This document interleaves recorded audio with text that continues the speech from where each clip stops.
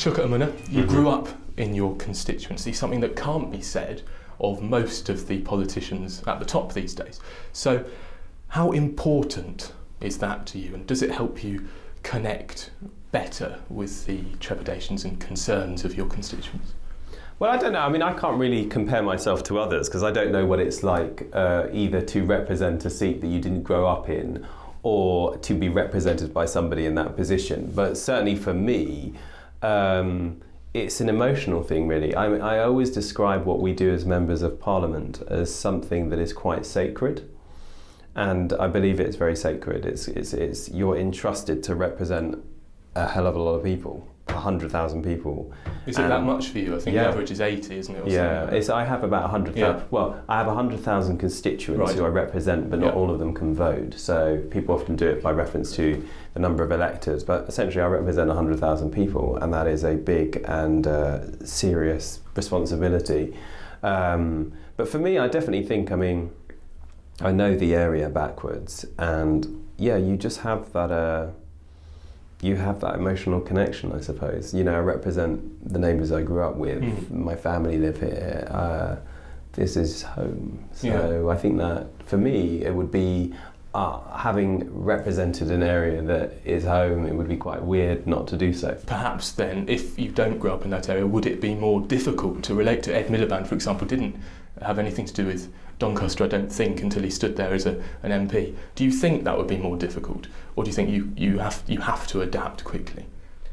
I don't know, because I haven't been in that position. I certainly think for me it's probably easier because I knew the area better than if I hadn't have grown up here. So a lot of the kind of just getting your bearings I didn't have to do because I had my bearings because I lived here. You said in 2010, I think, that you were hoping to get a tube station for your constituency of Streatham. Has that ambition progressed at all, and how logistically does a huge project like that actually work? Well, actually, I from my recollection, bringing the tube to Streatham was something that I brought up in 2008. Right. The big challenge for us going forward now, of course, post 2008, is the state of the public finances.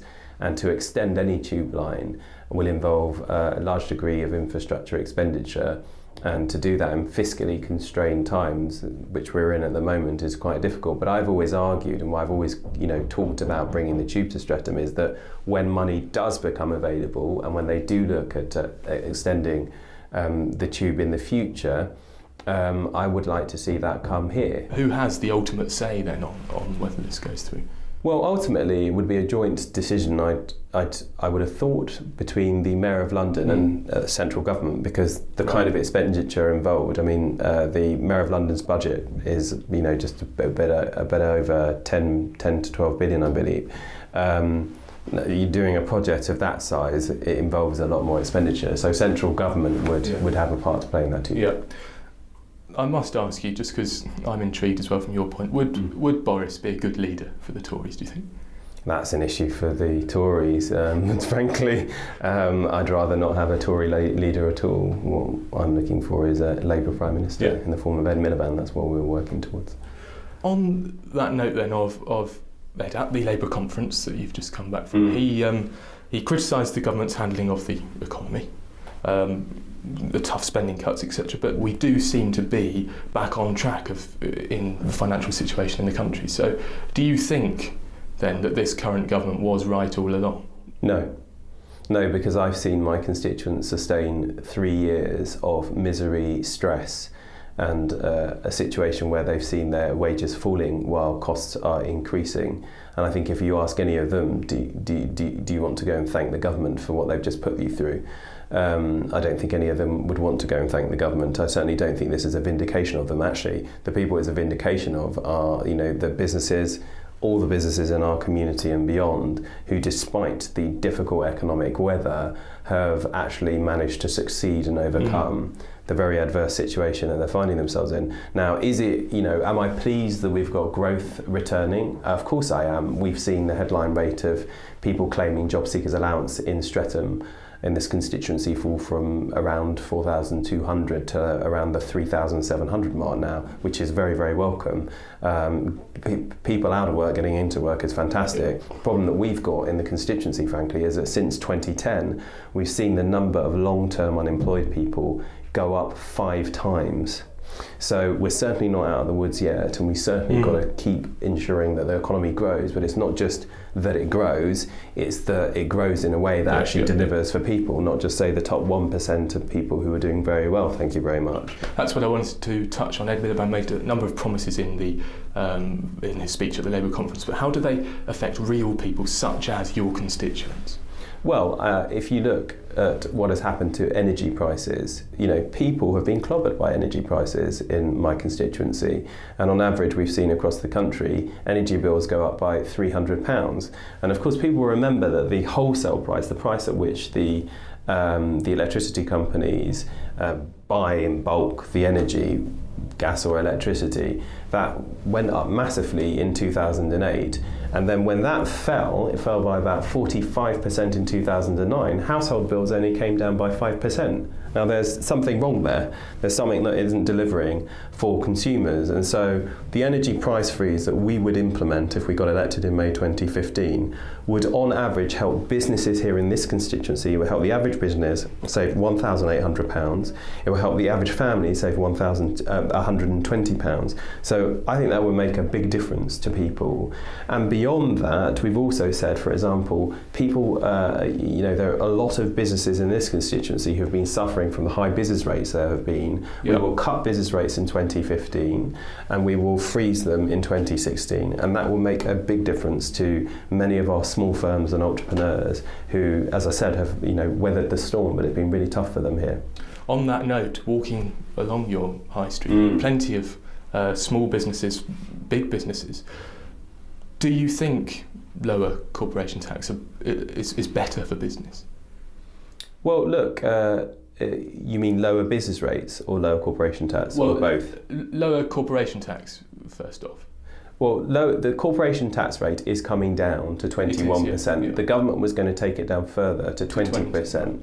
But the problem with that was, and they were going to do that in 2015, that only helps 80,000 large businesses in the main, because many small businesses don't pay any corporation tax at all, or they pay a small amount. So we said actually it would be better to use the money that you were going to put into doing the corporation tax cut, and we'd better use that to cut and then freeze business rates, which would help 1.5 million workshops, pubs, shops, startups, than a small number of very large companies who, frankly, due to the different changes the government have put through over the last few years, have, seen benefits in the region of 10 billion. But it's the small guys who've really faced acute problems. So it's not about being, to be absolutely clear, pro the small companies and businesses and anti the big brands who are here. But what we're saying is, in times when you can't give everybody sweets. You need to prioritise who you're going to help. And it seems to us that, if you look on the high road here, the people who have really faced trouble and difficulty in these economic times have been the small boys, as opposed to your Tesco Express or Morrison's, etc. As good as those guys are, and they bring lots of benefits to our community, but when you're having to prioritise, you've got to decide who needs it most. And we decided actually the small businesses, small local independent businesses around here are the ones who really could do with a hand. Therefore, wouldn't a sort of 20% rate across the board then send out a strong message to businesses thinking of setting up in this country? And indeed, well, the point is you've got to work out how you're going to pay for that. And business wants us to ensure that we get a handle on the public finances. They want us to reduce the deficit, and that means you have to make tough decisions. And if you brought all business tax rates down to 20%, you're going to have to find an alternative source of revenue to make up for that. Yeah. And so you have to make tough choices with these things, and the business community were asking us to do that, and they can't be immune from the consequences of that. I've got written down just something you said. This is quite interesting. I think it does concern plenty of your constituents as well, that Labour's not an anti-wealth party. Of course, we'd be intrigued by that because you want people to become millionaires. So why does Ed Miliband and Labour keep emphasising this millionaires tax cut? Is that just to please your core vote? It's a question of who you prioritise, and when times are tough and there isn't much money to go around and the government is trying to reduce what it spends to reduce its debts, is it right that we give people who are earning 150, £1 million or more a year, is it right that we give them a £100,000 tax cut in those circumstances when actually the majority of families, middle income, lower income families who've really felt a squeeze haven't been getting, don't get the same kind of assistance? Who do you prioritise in that situation? So it isn't being anti, as I've been very clear. I want people to make more than £1 million a year. I want them to see the turnover of their businesses far exceed £1 million, because if that happens in Streatham, it's going to produce more jobs, which is good for our community. But the question, of course it is. So that's a good thing. But when you're looking at who you help in difficult times, is it right to prioritise people who've done very well and are doing very well over the people who are struggling and working hard, but finding that they're working more hours than they've ever worked before for less while costs are increasing? So it's an issue of priorities. So it's about getting the balance right. It's about who you prioritise, and it's about getting the balance right. What would you change about your constituency if you could change one thing? One thing. I was kind of reflecting on this the other day. I find it very hard to choose one, so let me cheat and pick two. And I would say the biggest thing that's concerning me at the moment is that we get people into work. And the fact that we've got long-term unemployment soaring since 2010 is a cause of huge concern to me, because the problem, the longer you're out of work, the harder it is to get work. And then the problem is, often these things become intergenerational. So I want to ensure that we've got far better support than there is, frankly, for people looking to get into work. And if you look at the work programme, for example, which has been having to be administered by a Job Centre Plus office down under Morrison's and in Brixton, that work programme is not working for people at the moment. So if I could change one thing, it would be to get the people out of work into work. And I think the second thing is we have a dearth of affordable and social homes. We have a lot of people on transfer lists waiting to move to better properties. We've got a lot of young people who are graduating for whom the prospect of home ownership in London is just completely out of sight unless they go and earn the millions that we were talking about. So if there are two things that I could change, it would be to get people into work who've been out of work in particular for a long time, and secondly to ensure we've got more affordable and social homes in this constituency, so people don't feel they have to move out when they want to start a family, or their kids who are returning from university or maybe finishing college, so that their prospect of home ownership is something on their horizon, which is just not there at the moment. And finally, you represent your constituents in Streatham, but you also are business secretary, shadow business secretary. Yeah. So how do you balance those two roles effectively on a local and national level? Well, the first thing I'd say is I think it's really important to have government ministers and shadow ministers who have constituencies, because it means they're directly accountable to the people. In other systems, for example in France, French ministers do not have constituents. You cease to be a member of the National Assembly in France if you become a minister, and I think that is a bad thing. So I think having that constituency link is a really important thing, and of course that means that members of Parliament, your constituency MP, can also have these national responsibilities. And the reason why I wanted to become a shadow cabinet member and hopefully a member of the cabinet if Labour's elected is because that will put me in such a good position to actually deliver change for people in this constituency. And nationwide, of course. And nationwide, but of course, that Streatham would see the benefits of that, whether it's for, Lambeth, working to ensure that we've got a good FE system, Lambeth College, I would be responsible for that, whether it's ensuring that we've got decent student financing so that whatever your background, the prospects of going to university is there for you, whether it's ensuring that we've got more apprenticeships in our constituency. I will have direct responsibility for those things if Ed Miliband as Prime Minister appointed me as Business Secretary, and that would deliver good outcomes for our area. But what I've sought to do actually is certainly is to integrate my national role with what I do locally. So for example, I of course have been championing the cause of business and ensuring that they get access to the finance they need to grow. I've heard all the complaints here from businesses who've struggled to get that from a bank, so I brought the head of the country's biggest bank to the constituency to meet those businesses and walk down Streatham High Road, Stephen Hester, when he was at RBS.